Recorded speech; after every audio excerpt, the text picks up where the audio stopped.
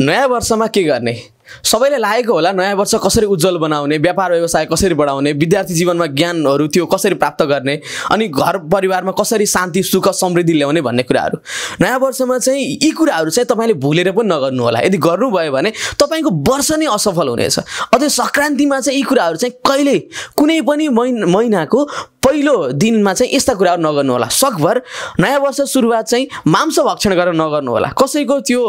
शरीरलाई हत्या गरेर उसको मासु खाएर उसको जीवन लुटेर हामीहरु नयाँ वर्षको थालनी गरिरहेका छौं भने हेर्नुस् त नयाँ वर्ष कस्तो नै बन्ला हजुरको पनि त्यही भएर सकभर मांस भक्षण गरेर नगर्नु होला हुन त पैसा छ तपाईसँग सबै कुरा छ हैन हुँदा हुँदै पनि बस यति अनुरोध गर्न चाहिँ अरूको जीवन लुटेर चाहिँ आफ्नो जीवन उज्जवल बनाउँछु भन्ने कल्पना नगर्नु होला जसले गर्दा झन् तपाईले नै ठूलो घाटा हुनेछ र अर्को कुरा घरमा भएको पुराना तस्बिरहरू छन् भने पुराना तस्बिर भनेको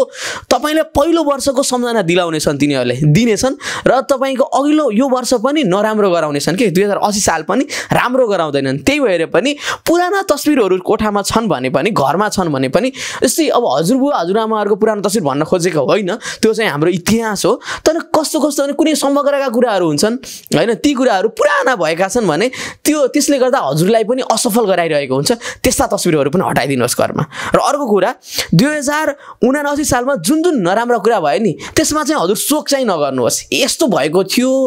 19 साल पनि त्यस्तै भएको थियो 78 साल पनि त्यस्तै भयो अब 80 साल त किन राम्रो होला भन्ने जस्तो लागेको छ भने यी कुरालाई पनि बिर्सिदिनुहोस् पहिला विगत जस्तो सुकै भए त्यो पनि टेन्सन नगर्नुहोस् बस भविष्यलाई हेरेर तपाई वर्तमानमा त्यो कर्म गर्नुहोस् अवश्य नै 80 साल सफल बन्छ र सामान्य कुराहरु यही नै हो नकारात्मक कुराहरुबाट तपाई एकदमै पर हट्नुहोस् र सकारात्मक भावनालाई चाहिँ मनमा ऊर्जा गर्दै एउटा सत बाटोमा हिँड्नु भयो भने 2080 साल तपाईले भने जस्तै सोचे जस्तै र तपाईले कल्पना गरे जस्तै बन्नेछ र 80 मात्रै होइन 81 82 सबै सालहरु त्यस्तै हुनेछन् मैले भनेका कुराहरु यदि गर्नु भयो भने त्यसकारण पनि म हजुरलाई अन्तिममा के भन्न चाहन्छु भने यस्तै यस्तै राम्रो कुराहरु हेर्नको लागि चाहिँ हाम्रो युट्युब च्यानललाई सब्स्क्राइब गर्न नभुल्नु होला र अर्को कुरा त्यो भन्दा महत्त्वपूर्ण कुरा चाहिँ हजुरलाई म एउटा कुरा दिन्छु आजको समग्रमा हजुरहरुलाई चाहिँ 2080 सालको हार्दिक मंगलमय शुभकामना सोचे जस्तै बनोस् तर यी भनेका 3-4 वटा कुरा चाहिँ नगर्दिनु होला जसले गर्दाखेरि मानव जीवनलाई मात्रै होइन समग्र विश्वलाई नै कल्याण हुने कुरा म हजुरलाई सुनाएमा यो बापत हजुरले चाहिँ सब्स्क्राइब गर्नु अनि त्यसपछि शेयर गर्नु र मन पर्यो भने लाइक गर्नु अन्तिममा एउटा भुल्न नहुने काम चाहिँ कमेन्ट चाहिँ गर्नु होला नराम्रो छ नराम्रै भनिदिनुस् केही छैन राम्रो छ भने राम्रो भनिदिनुस् फेरि पनि भन्न चाहिँ 2080 साल हजुरले सोचे जस्तै बनोस् शुभकामना